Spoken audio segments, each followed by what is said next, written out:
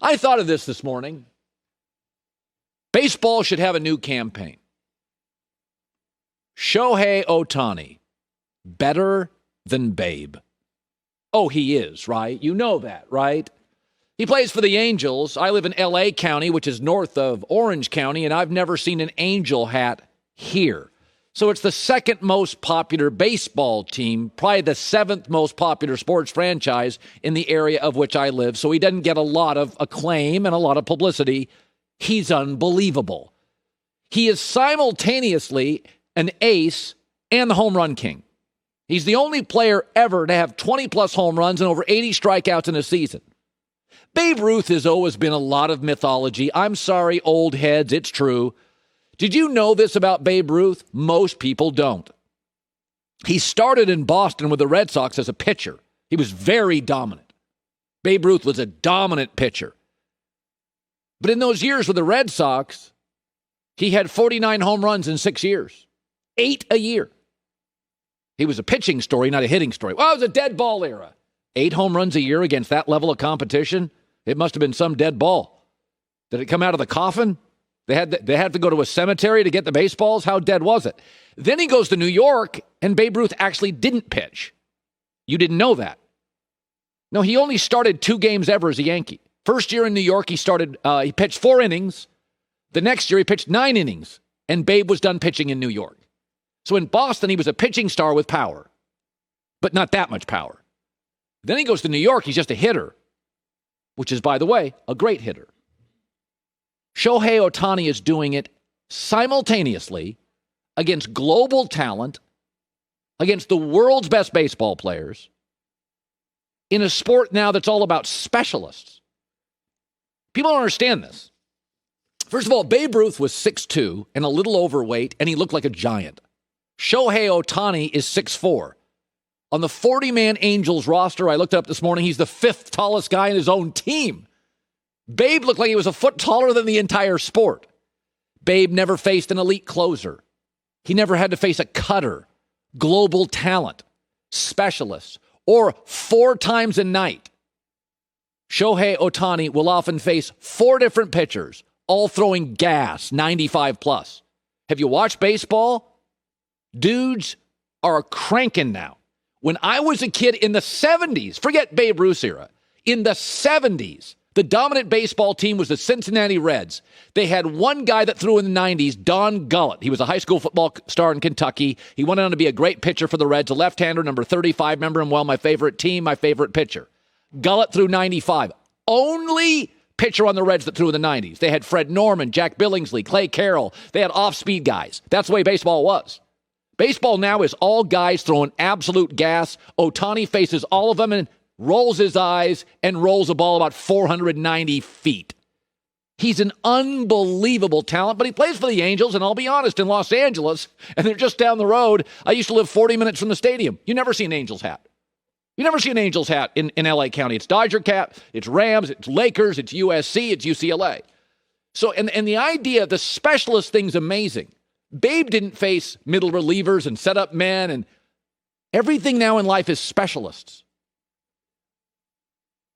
Shohei Ohtani will face a guy that's job is just to set up a closer.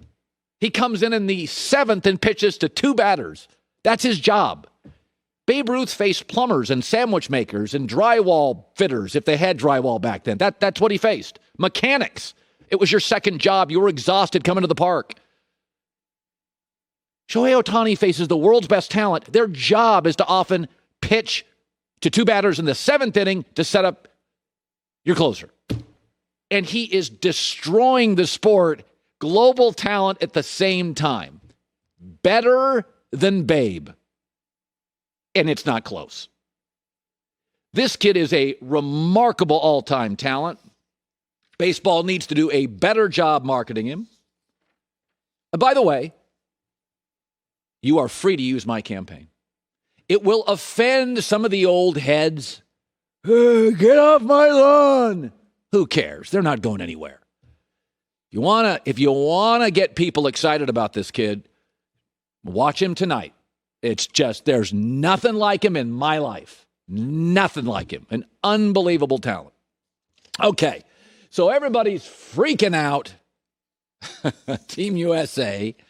They put this Team USA together for the Olympics in Tokyo, right? And they're doing some exhibitions in Vegas. And everybody's freaking out because we've lost to Nigeria and Australia. And let's break this down. Let's break this down. So basketball and soccer are very unique. They're the only sports I can think of, team sports I can think of, where you could go to the park and play. If you had a ball, you could play by yourself in your backyard, kick the ball around. I had a soccer ball as a kid. I just kicked it against the wall at my house. I shot baskets by myself. When I was a kid, I pretended I was Kareem Abdul-Jabbar, and I would do my sky hook over my friend Mark Fisher, and we would play for hours on end. Or sometimes I would just play by myself. Can't do that with baseball. Can't pitch to yourself. Can't do it with football. Hard to tackle yourself. Not going to do it with hockey much, right? But because of that, there is no economic burden for basketball and soccer. If you got a ball or somebody does, if you got a little bit of a backyard, just go to a park and play. And because of that, the talent is global. In soccer, you'll see a country like Ivory Coast be awesome. In basketball, our best players from Slovenia. With skiing, you need a mountain. With golf, you need money and a course. With baseball, you need bats and balls and gloves and teammates and a park. The world has a bunch of really good soccer players and a bunch of really good basketball players, and we still produce more of the great ones. But basketball is changing. It pays a lot of money, and kids are always ahead of adults on ways to make money. Ever notice that? They're the trendsetters with fashion, with music, with style, with TikTok, and with sports. That's why kids in California, there's no more running backs.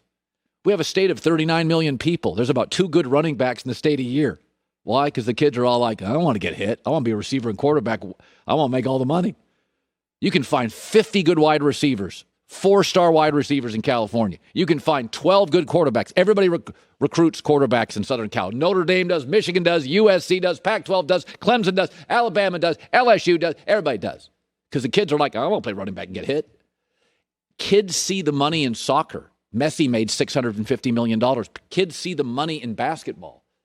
There's no economic barrier to entry to get in. So the quality of basketball is amazing. Think about what we're seeing in America right now. And I'm not saying we shouldn't beat Nigeria and Australia. These are just exhibitions. Shocking. We didn't get up for Australia and Nigeria in Vegas at an exhibition. Shocking.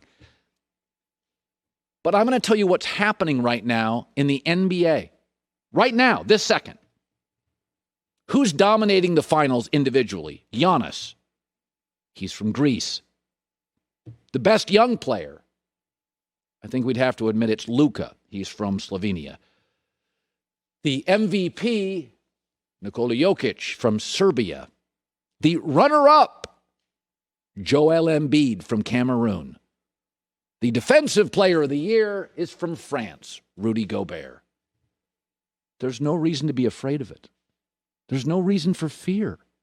The winners are you and I in America as consumers. The global talent in basketball is phenomenal. I can remember, I'm old enough to remember in the 80s, you'd get the random European player, and the media would try to tell you how great they were. Oh, this guy's great, and that guy's great. And you'd be like, they're not as good as our players. Oh, they're as good as our players. In fact, recently, they're better. And they're getting really, really good, and their academy system is remarkable. It's the envy of the world.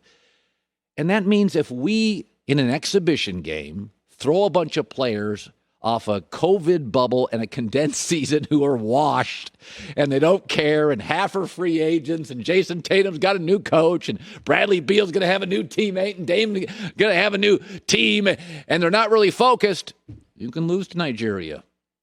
You can lose to Australia. And there's nothing to be afraid of. Basketball has never, whether you watch it or not, been more of a global game and more skilled. Hi, everybody. Thanks for watching. Subscribe here to get the latest from the show. Also, be sure to check out more of the best clips from The Herd or go watch a few segments from other shows on FS1.